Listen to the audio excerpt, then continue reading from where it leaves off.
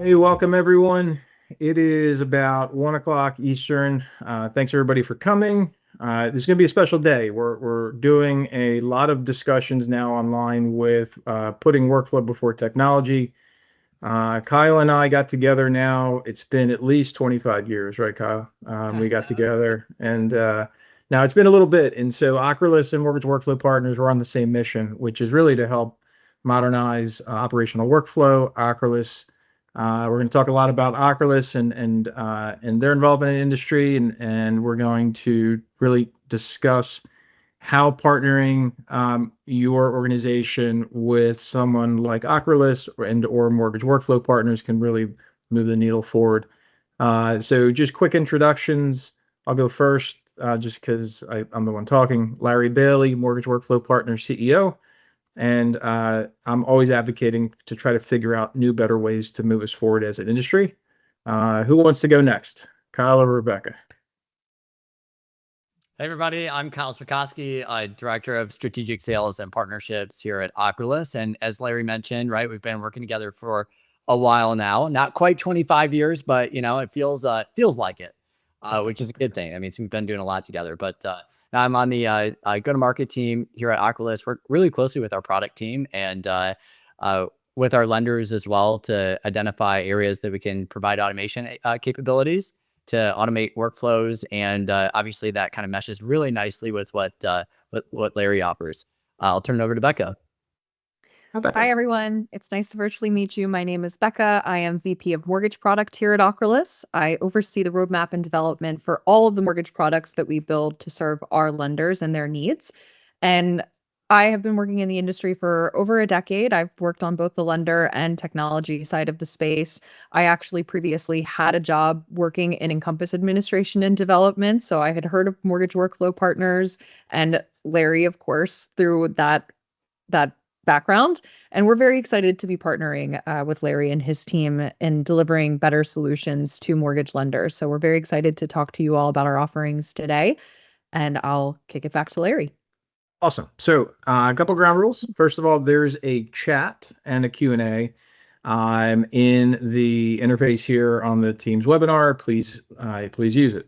If you have a question, we're going to save time at the end. Our goal here is about 25 more minutes of us blah, blah, blahing. We're going to show you some stuff. I promise this is not a sales pitch. I promise you that. And if you know me, that's my thing. The purpose of you being here is to learn something, to really learn and understand what we do and how we do it. Naturally, Kyle and I are actually going to be in Texas at the same time here in a few days between the Texas MBA and the Gathering. So if you want to find one of us in the wild out there, just track us down and we'll talk more about it. Fair enough. All right, so I'm sharing screen. Hopefully that's working. And so the outline of today, again, Ocrolus MWP, I want to pull back, right? Everybody knows if you haven't been talked to about mortgage automation, AKA AI, or something else in the last 12 months, which feels like forever, you've not been out and about. But we're going to focus in on what does that really look like? The problem everybody has, but we keep not talking about directly. So we're going to cover that today. We're going to look at before and after. What does automation really look like? What does it mean? Kyle and Beck are going to talk about inside of Encompass and actually show you what that looks like. And then we're going to both talk about what do you actually expect to have happen? 3 to 4 months after you actually implement Ocrolus and or workflow partners with Workflow Coach. What does that really look like? Sound like a plan? Kyle, Becca, you guys ready to go? Go. All right, let's do it. So the problem, what's the problem? Why is this blank? Do we not know what the problem is? Of course, we know what the problem is. If I can go forward, why is the keyboard backwards? Oh, never mind. So it's just confusing to me because I've had too much caffeine. So the problem is that in mortgage operations, we know that we don't have to use paper anymore. For those that are in the audience, is anybody remember working on paper files? Like me? Yeah, there you go. At least 2 people are as old as me, maybe more. What do we do, right? In paper files, we had a central piece of paper, and we moved that from desk to desk, and we generally looked at that always to make sure it was always the same. We now use computer screens, and the reality is we haven't changed much as an industry. Everybody's working hard. We've got pay stubs, bank statements, whatever you name it, coming in by the loan officer possibly, or maybe a document collector goes to the processor. They look at it, underwriter, they look at it, closer looks at it too. Kyle, I don't know, Beck, I don't know if you guys have come across this in your work, but when we go through and do a full workflow alignment assessment, we actually document these things. I had a CEO swear at me that they were not doing that. And then I showed them the report and I said, your people don't trust each other because your funder is checking what your closer did, what your underwriter did, what your processor did. Do you guys see that all the time? We do, Larry. We have very similar conversations, probably as you do when we talk about the workflow, and it's just a lot of redundancy, right? At the end of the day, I mean, take income calculations as an example. I was just talking to a lender earlier today, and I said, "Hey, just tell me about the points where income gets calculated in the process." It's like, okay, well, LO does an initial calculation because we need to pre-qualify the file. I said, all right, well, how do they do that? Well, they're using this worksheet, this spreadsheet, this literature over here. Sometimes they use the GSE websites. Then it goes to a processor. Processor's going to do a little bit more of a formalized worksheet. And then it goes to an underwriter and they throw it all out because they don't trust it. And then they're going to go back and do their own thing all over again. Yeah. Right. So it's like, wait, Why not? I mean, what's thing. the problem with that, Kyle? Like, I don't get it. Like, we've done that forever. Why don't we just continue? And Kelly said in chat, like, for some paper was faster. By the way, Kelly, I agree with you. I think I could in the past get files through compared to what we have, and that's why we want to have this conversation with Ocrolus, because we need to make a change. We need to make a change. And so the goal here is, what can Ocrolus actually do? So Kyle, I'm going to leave this back. I'm going to leave this up to you guys. You want to talk about this slide? Sure. Yeah. High level, I can talk about we call these kind of the fast forward buttons in our platform. So if we think about the areas where, hey, where's automation and AI going to have the highest impact and best utility in the process? So we just talked about like income calcs as an example. Classification is another, what we call digital paper pushing that happens within the process. So as files are coming in from a multitude of the point of sale, they're coming in from LOs, LOAs via phone calls and emails. So as it's manufactured, right, somebody has to classify each document, right? We need to put each of the components, name them appropriately, drag and drop them into the right container inside of Encompass.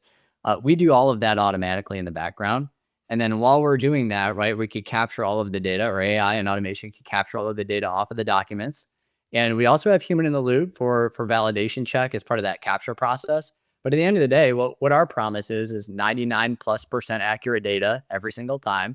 And then that's going into our analyze suite where we can look at a multitude of income calculation scenarios. We can scrub for buy now, pay later transactions. We can look at the asset analysis, and we can even condition the file.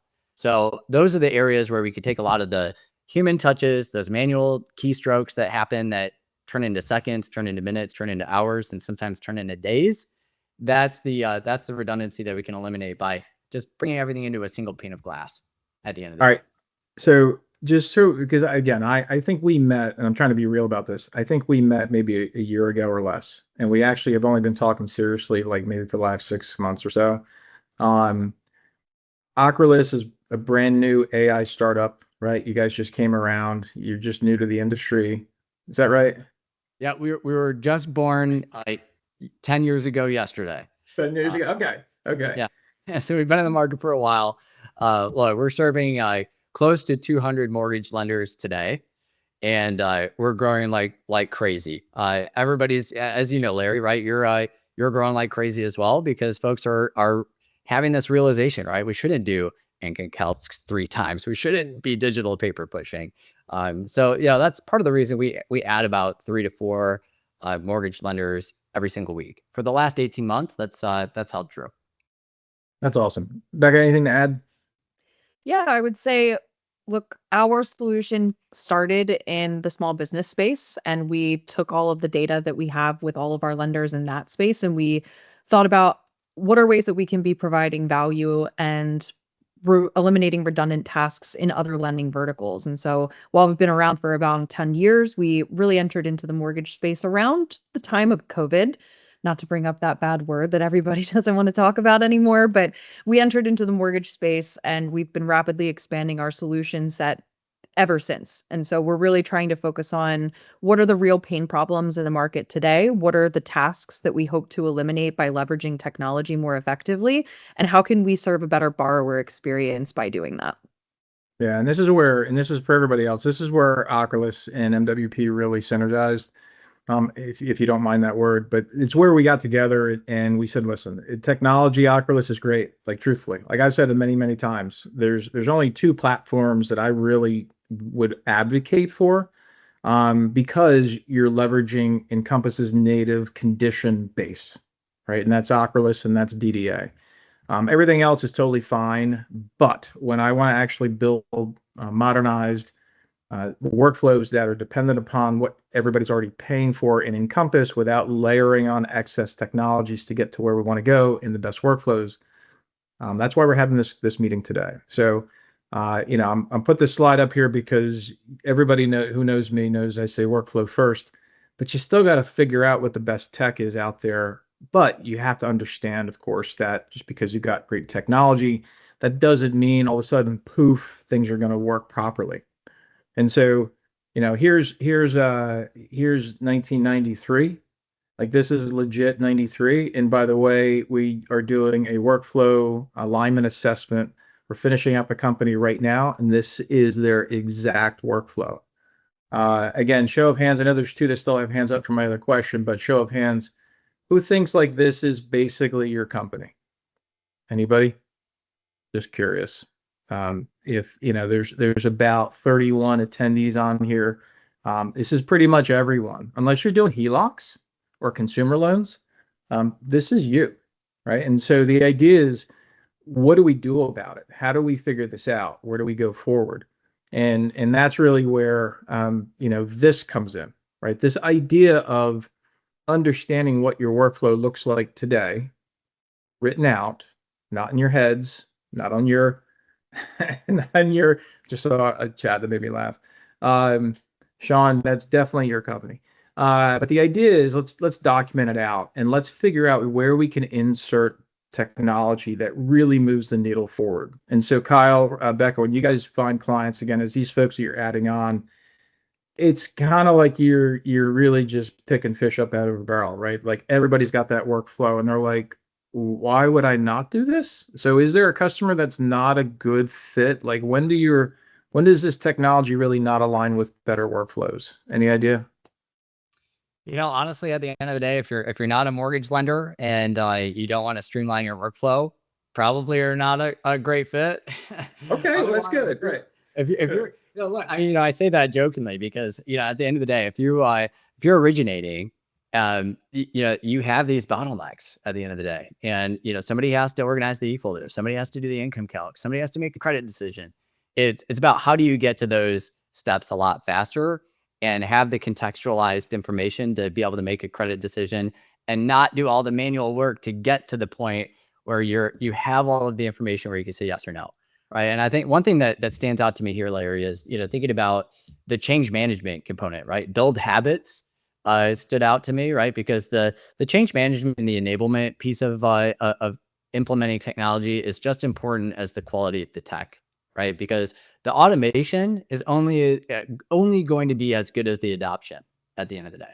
Well, I got something to share on screen when we get to my spot. I've actually taken a current workflow and applied Ocrolus into it. And then we're going to share that with everybody here today. If everybody sticks around, we're going to show you what that looks like. So, Becca, how long have you been with Ocrolus? I have been with the company for about 4 years. 4 years. Okay. Biggest surprise you've had through a client implementing Ocrolus? Is there one that stands out? We did not rehearse these questions, by the way. You guys know me. If you're ever in an event with me, I'm going to ask you questions you were not expecting because that's conversation. So what would you say, like anything stand out in particular? I think the biggest surprises for us are always the ones who are bought into the idea of implementing automation to augment their workflows and then seeing the results of those implementations. Look, we're obviously always thinking about how we can drive more value for our customers and addressing the biggest pain points. But then we learn by talking to our customers what it actually results in for them and what the ROI is delivered. So the biggest surprises to me are always hearing the actual numbers that we're delivering in terms of ROI. One customer that we did a case study with was saving $90,000 in processing fees a year just by implementing classification. They hadn't even implemented the rest of the workflow yet, and they were already seeing gains of 90,000 per year.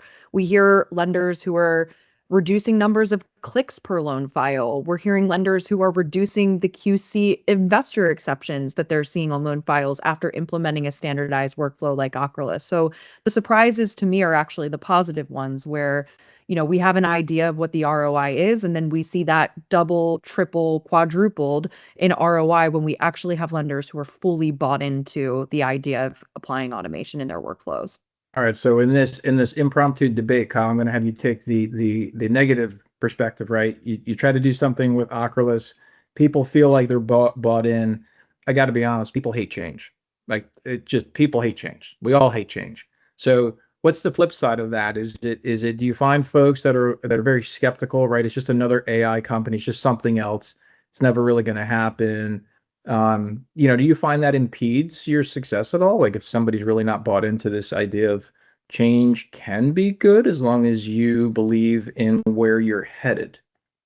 Yeah, that's such a good point. So, I mean, part of our natural process is to we offer and sponsor a free proof of value exercise as part of our sales motion, and it's to prove the adaptability and usability because I think what you're alluding to is we're primarily really attacking the operations workflow. So if you think about process underwriting, This thing. and Yeah. right, so and we think about an underwriter common persona out there in the market, right? They've been doing it the same way for so many years. They've got their spreadsheets, they've got their workflows that they believe in and they trust, right? So trust and transparency are a big part of the platform that we've built into the product. And Beck is actually going to showcase some of that today. But yeah, I would say the biggest resistance is it really going to work?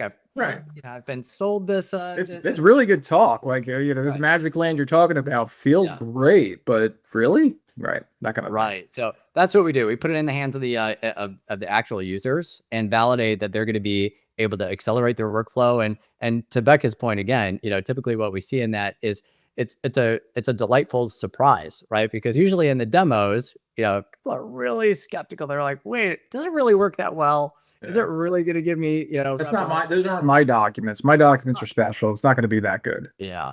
So and everybody brings us the most difficult file, right? Like we had one the other day. I think it was 135 rental properties, Schedule E, and We just did like 5 of those last week. They're no big deal. Yeah, right. And we had it accurate to the T immediately after processing it. So that's a use case. That's you should frame that one. That's a good one. I'll add maybe one more of my favorite stories. It's kind of two-part actually.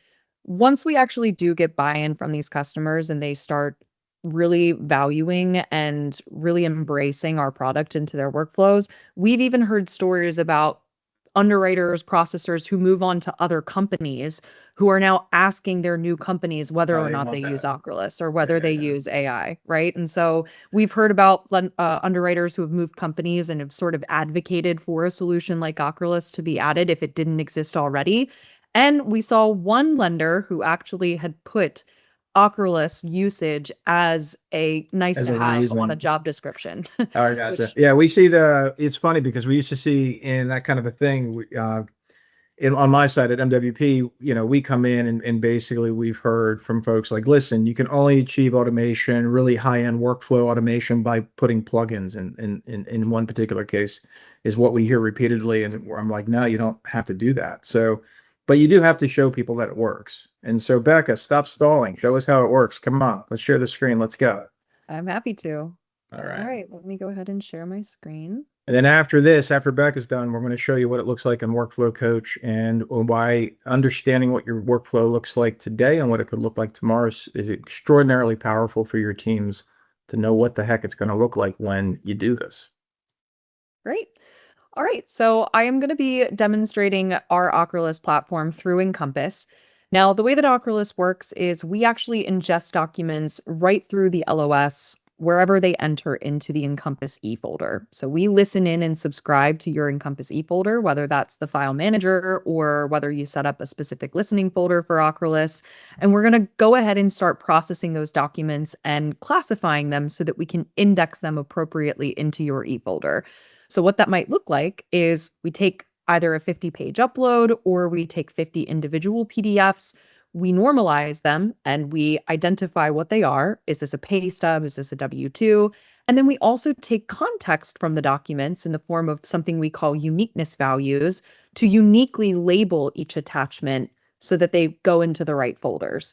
So if a lender has maybe a naming convention where they always put pay stubs into a pay stubs folder, or perhaps they put all income documents into an income documents folder, we can support that. And we can also support a granular indexing process where pay stubs for the borrower go in one folder and pay stubs for the co-borrower go into another. So we're always able to meet lenders where they're at. And I think that's a really critical component of any successful vendor, is to realize that there are stacking templates and there are business rules and there are milestone completion rules that we don't want to affect by having to completely rewire your Encompass workflow. But of course, we partner with Larry to be able to kind of affect that as well and make sure that we're implementing the best changes for your team. Now, if I go into any particular folder, I can kind of see in action the naming conventions of that e-folder. And of course, Encompass is giving me a little bit of trouble. So we can see this pay stub. Not only did we label it a pay stub, but we also took those uniqueness values. We marked it as Martha Washington's pay stubs for Logistics LLC. And I can see the dates that were applicable to the pay stubs that I received. So not only are we standardizing your stacking template and placing those documents in the e-folder into their correct placeholders, but we're also labeling the attachments as well. So that is consistent across every single loan file, regardless of who uploaded the documents. Now, did you do these things back? And just I can ask you real quick. So did you do these things based upon feedback from your clients? Did you do these things because you've just found it to be more successful in terms of end game? Like why do you do these things that you do right there, like naming the files as an example? I think it's twofold. We're very customer driven and we're very customer centric. So a lot of our roadmap is informed by our customers, their feedback. We have customer advisory boards where we intake client feedback directly from our more top strategic clients. And then we also meet regularly with them to kind of hear about their pain points. We talk to processors, we talk to underwriters, we get on site and actually see what their workflows look like without implementing Ocrolus to understand where the friction lies. And so that is how we prioritize every feature of our product. It also is informed by people in the industry that work for Ocrolus. Like I said, I worked in Encompass land before. And so I kind of know about some of these features that could be leveraged to help streamline and augment the workflow. And so it's both customer driven as well as just sort of understanding the workflow of the users that live inside of Encompass and then removing friction wherever possible. Love it. Okay. Yeah. Now, as Ocrolus was indexing and collecting data off of the documents, we then use that data to power downstream products and analytics for our customers. And those products can be accessed directly through the additional services tab of Encompass. So it was very important to us to be able to expose our workflow and our analytics directly inside the system of record. Kyle mentioned the term swivel chair effect earlier, right? We don't want you to have to go from Encompass to a browser to a spreadsheet. We want everything to be accessible within one platform so that you can streamline your workflows as best as possible. Now, you also noticed as I was clicking around on this, I didn't have to enter in a second set of credentials.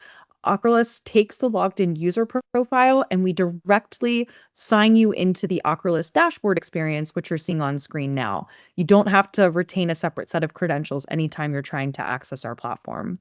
Now, our default landing page is going to be our income summary page. And our income summary page is taking all of the data from the documents and calculating the income per all of the borrowers that we found in the loan file. At no point does a lender have to tell us what type of income is available in the file. You don't have to tell us that this is a self-employed borrower or that Martha has wage earner income. We actually take the context directly from the documents, fill in the income calculator so that by the time that a human actually enters in, everything is pre-filled for you. And if I actually drill into one of these income values, I can then inspect all of the income calculations that Ocrolus generated and validate the output of the AI, which is so critical for building trust and that change management piece that Kyle mentioned. You want to select a tool that's going to enable the human underwriters to make an informed decision and provide context that is not necessarily living inside of a black box. So, for example, here I have an hourly income solution. I can see the recommended income based on the earnings, and I can see overtime as well. I can see income trends. I can see the sources and which pay stubs were used to calculate this income value. And within any of these values, I can click on it and I can see the document from which it was extracted. And I can also see where within the document a particular value was extracted. And this is going to support lenders in that change management process, right? So when you go through this, Becca, when you go through this piece, how much of this data is actually going into the loan file itself? Like So this we do information not here. we do not push any data or override any data in Encompass without a human intervention. So this import to Encompass function right here is meant to serve as that sort of acceptance by the human underwriter or by the human decisioner that they want to accept this income value into the IRLA. So I worked in compliance for 3.5 years. I know how important it is to make sure that we see all of the updates to the IRLA or the Encompass values. And so we have the lenders actually review the income and then choose to import it into Encompass. Yeah, and this is really important, gang. So when you go through, I talk a lot about this particular spot in your workflows. So if you are importing, which is again, we're either trusting what we have or we don't. And Kyle, this goes back to, and Becca, this goes back to this whole idea of workflow review and why are we doing this? It's great to have this information. Either we accept it or we don't. But the value that I'm going to believe, the pickup that I'm going to believe is if we can as a company, now your underwriter might have a different opinion, but as a company, if we choose to trust this information because there are some reps and warrants, I'm not trying to put words in your mouth, but there are some ideas of trustworthiness behind this data. We can get that data into the Encompass file. And for you admins out there, we do a persona access to fields rule that locks that data down. And then we get an updated AUS to show it's still approve eligible. Saves all that time from that calculation. Am I on track, Kyle? Like, is that a good idea? Right on. Yeah, the trust but verify component, I mean, it's small feature sets, right? But the ability to hover over a data point to actually see the source document and a highlighted data point of actually where we're getting it from, right? You could quickly validate. But once an underwriter does that maybe 6, 7, 8, 10 times, it's like, okay, I don't need to trust but verify. I know it's going to be accurate. But then the rep and warranty opportunities that are made available in the platform are twofold. So we have direct integration to the Fannie Mae income calculator. That's what Becca has on the screen right now. And then we're actually we signed an agreement about 60 days ago with Freddie Mac. We're going to have AIM check and D1C approved income numbers that are piped in directly into the UI. So again, eliminating the swivel chair. If I have borrower documents from a borrower that's a Fannie Mae loan, I don't have to go to the Fannie Mae website to key in all the data elements to get that rep and warranty direct relief. But if it's Govy loans, what's really unique about our platform too is we are underwritten and backed by Lloyd's of London. And we have a private rep and warranty policy that we cover all of our income calculations plus the accuracy of the data for all loan types. So Freddie, Fannie, FHA, VA, and USDA are all going to be covered. So even if it's a Govy loan and we're recommending an income number, you can take it and trust it. And it's backed by Ocrolus. Sounds like a no-brainer to me. Before I flip this over to Workflow Coach, any final words, Becca? Just anything else that you think is important to call out here, just so people understand the distinction between where they are today and where they could be tomorrow? Yeah, absolutely. I think one other product that we obviously wanted to highlight is our Inspect product, which calls in Insights, we identify discrepancies that exist between the source documents and the Encompass data. And Why so would we if you do think this? about- Like, what's the idea behind this in the workflow? What are we replacing? Like the whole stare and compare thing? Yeah, exactly. We want to replace any stare and compare and eliminate any need for any possibility of human error when entering in 1003 information into Encompass, but we also want to ensure that we have the cleanest, highest quality, most complete application before sending it over to the underwriting team. So you want to capture those mismatches early. You also want to capture things that potentially could have been left undisclosed by the borrower, right? Potentially flagging an address that wasn't found on the application. Maybe you have an undisclosed REO property. Maybe you have an undisclosed debt. Things that we surface that aren't necessarily on the IRLA include things like buy now, pay later services or bank statement transactions that are recurring and large enough to impact debt to income ratios, but that don't necessarily show up on a credit report, right? So a potential undisclosed debt finding, you can kind of look at the bank statement, and for whatever reason, Encompass seems to be giving me some trouble here, but you can look at the bank statement details, you can identify the buy now, pay later, afterpay payment, and you can choose which action to take next, which could be to add that to your IRLA or to create a condition off of it. And Now, by the way, to reinforce, to create an Encompass condition. So this is referencing your Encompass enhanced conditions, gang. This is really important to understand. correct. Of that, we also take context from the documents and we generate automatic conditions as well. And so to reduce the friction in the back and forth between teams as those paper files are getting pushed from processing to underwriting to closing and beyond, we want to be able to capture any of the missing documents or items within the file that require a review. And so we have assets, income, and credit conditions for agency loans, and we are identifying those missing documents or those items that require explanation within the documents. And you can review those conditions, you can action upon them, you can customize the language based on your enhanced conditions. You have internal and external descriptions that you can manage within the loan file. And then once you're done reviewing these conditions, you can import them directly into Encompass. And so the workflow tool allows you to kind of identify these, move them to Encompass, and action on them as needed. And this is really important, Becca. By the way, thanks for that. So this is critically important to understand. Everything that you just saw from Ocrolus, this isn't just like, hey, this is cool. This changes how people do their job. This changes who's responsible to do something in the company.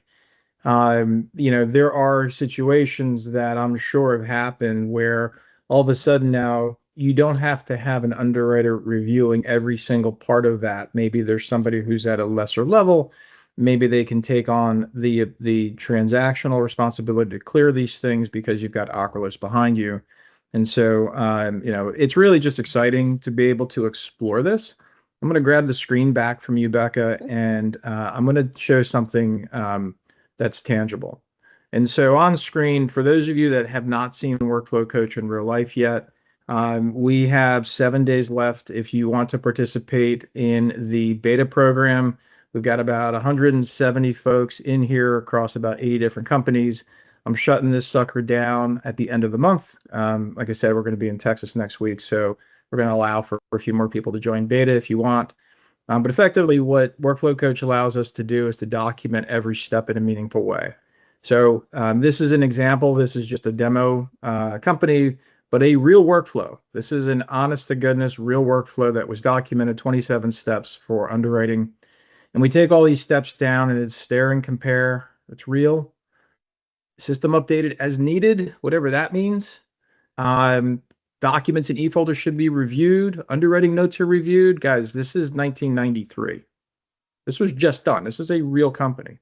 So then I said, okay, fine. What does it look like in future state? And so we built this out. We've got vendors here. And so, the goal is I select Ocrolus and then I go and say, hey, I want to automate document and underwriting workflows. I want to take my company to the next level, whatever it is you tell the text here and then additional stuff. So what I did here, just because I knew we were time constrained, even though this only takes about 40 seconds, I don't want you waiting.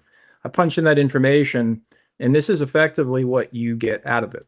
And so this is I just generated this today.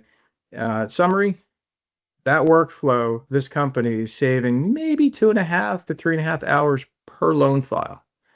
And when we talk about what can really change, we're talking about modifying these workflows. We're talking about now using all of these automated workflows inside because we've got Ocrolus, modifying these steps in the business's workflow, more automation, literally removing stare and compare. Like that's just in their workflows is what their teams are doing. And so when we go through here, all of this stuff in here, it produces out a nice PDF. But what's important is when we look at the proposed changes, again, current workflow, 27 steps, proposed changes 31. But I want you to really pay attention to the automation callouts here. So for those that can't see perfectly, like I can, because that's why I wear glasses, all of these automation steps are in here, all these updates that have to happen. This is work. This is real work, gang, but you have to have it documented so that when you go through each of these, you can then promote to current. That's going to align with an implementation. That's going to align with administrative updates. But the point is, you got to have it documented. And that's really where this is the entire reason why I created Workflow Coach, was to be able to do that in an easy way to do it, and be able to create action items and create notes. And then also, more importantly, create version control. So you can see exactly what's going on. So when you find Kyle out in the wild somewhere and he signed you up and made you save money, you can find him and thank him. And you can say like, hey, that was the workflow back before we did business. This is the workflow after, and it's proven ROI for your team to lean on. If you're okay with that, Kyle, by the way. Sorry. Yeah, that would be fine. That would be fine. We could approve of that. Okay, cool. All right, so let's talk about 90, 120 days, 3 to 4 months later. This is really where you come through and say, what did we do? That's again why having everything documented in terms of proposed changes is so important. How did that really tie in?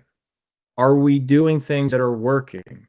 Are your teams falling back? I didn't want to do that. Are your teams falling back? I keep wanting to click on the screen, Becca. You have to yell at me more. Are your teams falling back? Like, this is real, gang. We know this, and this is why ongoing workflow governance is critically important. And of course, fully optimized means everybody's doing the workflow the way that the company's designed to get the most out of what you're paying for. Kyle, you threw together these totally fictitious, made-up companies and totally random, fictitious information, right? No, it's legit, right? These are real situations. Yeah, real metrics at the end of the day. I mean, Becca kind of called out a few of these at the beginning of the call, but typical feedback is very similar to what we're seeing on the screen, right? It's there's a common theme that you could see across all of these different case studies that we've done. When we do an efficiency study, it's hours saved, we're removing clicks, and again, every click, every touch, every stare and compare step that you kind of called out there on that workflow sheet, Larry, that all adds up to time at the end of the day. So what do we see across the board? 30 to 40% increase in capacity over the course of the current team that's in place today. So you can increase capacity if you're growing. If you have natural attrition on the team, same is true, right? We could do a lot more with a lot less. But that's ultimately what we're seeing across the board. The non-tangibles that are a little bit tougher to measure is all of the other opportunities that are icing on the cake, right? Maximizing rep and warranty opportunities, direct integration to the GSEs, more accurate, quicker decisions. How does that impact your pull-through rate? Because we're not having that friction between LO, processor, and underwriter, because we're all looking at that single pane of glass. And that's what really prevents folks to shifting back to the old habits. It's one common workspace for everybody to work in. So I will tell you this, and I had this for those that were part of my wrap-up event after the ICE show last month. I always say you got to have something in it for them. So I do want everybody to appreciate that, being able to work more is not sexy. Being able to not get stressed out when more work comes in, super sexy. And so that's really what this is. When we look at this and I look at the workflows, I started lending on a thermal fax machine and a typewriter. And so that's how old I am in the lending industry, at least. And so being able to go through these different workflows and having workflow governance is a reason why, from MWP's perspective, you do this thing with Ocrolus, and you could, this is just a specific kind of message for any technology. you've got to make sure you've got complete workflow governance maturity, which is the first block. Your second outcome on something like this is your ability for your underwriting team to recover. You might not have ever heard that phrase before, but you got to understand that when you're an underwriter, your brain has to be focused on your job because your signature means the company should lend money. And that's a real situation. That's real stress. So the idea to reduce that number of stress points is where this value proposition is. And the third outcome, which is super important for most companies, is when you do these changes and you document these steps. Number one, you have better trustworthiness of your data, and that not only means internal examinations but external examinations. And if you are subject to, if you're publicly traded or a very large entity and you've got to deal with some of the reviews and standardizations like we see at the very last bullet there at the bottom right in outcome 3, all of this stuff is important to get documented to have the best possible outcomes. Now, last but not least here, when we bring this together, obviously you've got Ocrolus, who deals with document classification and data extraction like we went through. I'm talking about intelligent condition generation. If you're in the mode of trying to figure out how to get to enhanced conditions, this is a natural next step to not only get enhanced conditions and get native automation with the data that's in the file, but take the data that Ocrolus can deliver and, as Becca pointed out, have your team responsible and have the authority to get it into the file and then do something with that that gives you a great lift. Leverage MWP if you ever need any help with assistance to get these projects launched and carried on. And most importantly, make sure you're leveraging Workflow Coach for that ongoing governance. And so what we will do is have questions now. The chat's been up. The question, there's a question on here, Kyle. It says, what was the longest putt you've ever made? Did you write that? Did you put that on? No, kidding. That's not on there. Yeah, right. I can't even remember the longest putt I've made. I'm terrible at putting, so that's not one to share. Okay, that's about me. So if I'm not seeing any questions, I'm checking the Q&A.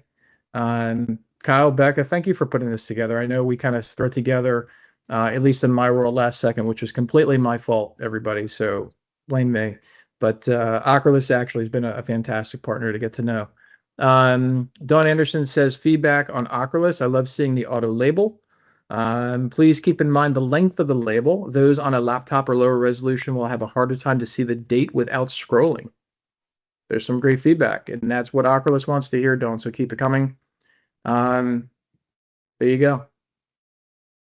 Thank you for the feedback. And we do have configurability to edit the naming convention, so we will get back to you and help you with that. That's perfect. Question, how does Ocrolus decide what's flagging for you for underwriting review and what is not? Megan wants to know. Wants to take that, Becca or Kyle? I can take it. Yeah, go ahead. We actually have an internal team of underwriters on staff who are very familiar with the underwriting guidelines of the agencies and the programs that we monitor. So for income, as Kyle mentioned, we do Fannie, Freddie, FHA, VA, USDA. For the conditions component, it's critically focused on Fannie and Freddie. And so we have a team of internal underwriters who have been in the space, some of them for over 30 years, who help inform what the right flags and checks are to expose to our clients. And then we have a rigorous QA process that follows where not only are we monitoring and making sure that we're capturing all the right things, but we're eliminating any things that we shouldn't be flagging. We also have features that we monitor what our underwriters are accepting and what they're actually taking action on. So if you saw, we allow lenders to choose what they import into Encompass, what conditions, what insights they flag, et cetera. And the great thing about being an AI-driven company is that we leverage all of that human behavior to help us train more agentic probabilistic solutions. So not only do we have this deterministic layer that's based on guidelines and rules, but we also learn from what our underwriters do in our platform. And that helps inform maybe areas in which we can reduce some noise. Maybe we're over flagging or perhaps we're over conditioning, and we can refine as we go on based on human behavior. Love that. Megan, I'm not sure how to position this, but one-offs. So if the underwriter finds something in the file or in the piece, my answer would be they just go create a condition like they normally would. I mean, that's how you would normally deal with it. Would you answer it differently, Becca? No, I think that's a great answer. I think, look, we are trying to automate the most redundant, repetitive tasks, these files being transferred to user, but we still want to keep the human decision makers in the workflow. And what we want you to do is the less remedial, redundant tasks, and to have you focus on those edge cases, to have you focused on the things that require your human expertise as underwriters to be able to handle. And so the exceptions, the one-offs, the sort of weird edge cases that AI is not going to be best suited to handle, we still enable your teams to be able to take care of that. And then we take care of the rest. Good. Hopefully that answers your question, Megan. And if it doesn't, by the way, and you're still interested in wanting to know more, just reach out to Kyle. Kyle, I don't know if you want to put your contact info in the chat or whatever. Feel free. Sean Foote, let's say a bank statement loan. Sean asks, for example, do you have certain correspondent investors who guarantee, strong word, Sean, that they will accept Ocrolus's calculations if Sean sells a loan to that investor where Ocrolus determined the bank statement loan income? Yeah, I think we don't have the traditional rep and warranty coverage from these investors in the same way that our Lloyd's policy and our direct relationships with the agencies provide. I will say that we have a significant number of lenders on the platform that focus on non-QM bank statement loan underwriting, and it's a tried and true service that we've provided. Actually, that was our very first offering in mortgage was I was bank gonna say, statement. like, that's how you started. It's That's just exactly where we Sean, I started. think you like Yes. gave a softball setup here. I don't know if somebody owes you money, but that was a good one. Yes, exactly. So it's not necessarily backed by correspondent investors so much, but it is a trusted tool that is being leveraged by some of the larger non-QM investors in this space. We have, as Kyle mentioned, we're serving over 200 lenders on the platform, many of which started with us by using bank statement loan underwriting. Quick question on this because it's important. How much, I don't know if you know this off the top of your head, how much of your client base is retail only versus non-retail, meaning correspondent or wholesale? Any ideas? Hmm. I Good don't one, have huh? the numbers on the top of my head. Do you happen to, Kyle? I don't, but if I had to take a swag at it, Larry, I would say probably about 70-30. 70% retail, 30%, wholesale and correspondent. Some folks have, both lines of business that are stood up as is pretty common. And going back to the non-QM side, non-QM is growing extremely fast, right? Oh, yeah. 12, 24 month bank That's what I was statement. asking. It feels like every wholesaler now is out there because it is non-QM. Yeah, exactly. And a lot of retail folks and a lot of our standard, more traditional lenders are getting into that game and adding that to their product set. And those that have not, it's like they don't know where to start. So if you want to get a good example of, hey, can we enable our underwriting teams to do a bank statement cash flow analysis quickly? It's literally 2 clicks in our platform to get it. If you throw 24 months of bank statements at Ocrolus, you throw in a percentage of business owned and an expense factor, automatically we're going to calculate a qualifying income number right out those data points. So it could be very easy and very fast to stand up. Yeah, and I will say this, we actually, for those who are asking, nobody asked here, but implementation, it took me, I'm trying not to underscore this, but it took me a couple of weeks to get my instance of Ocrolus stood up in our Encompass environment, and that was because it took me a couple of weeks to like reply back to the email to set it up. Like, it's pretty quick. And again, that's I really can't say enough about how it's been a great experience, not only for us, but also for our clients. And I think you guys have done a great job, and you have to keep it up. Please do not fail, Kyle, Becca. Like, keep doing great stuff. We're ready.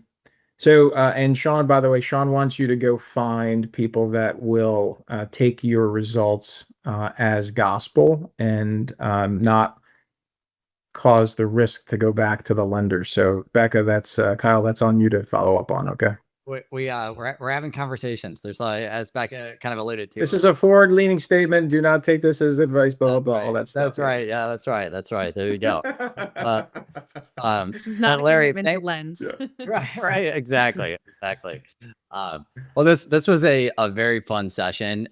Thank you, Larry, for inviting us to participate.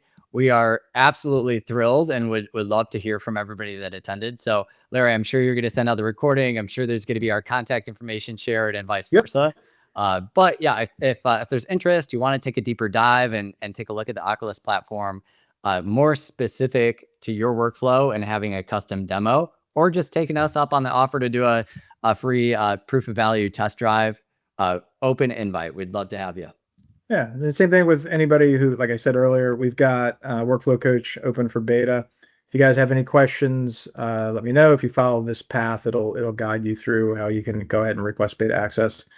Kyle, Becca, thanks very much for joining. Everybody, thanks for spending time with us. Sorry we spent an extra 7 minutes. I hope it was worth it for you.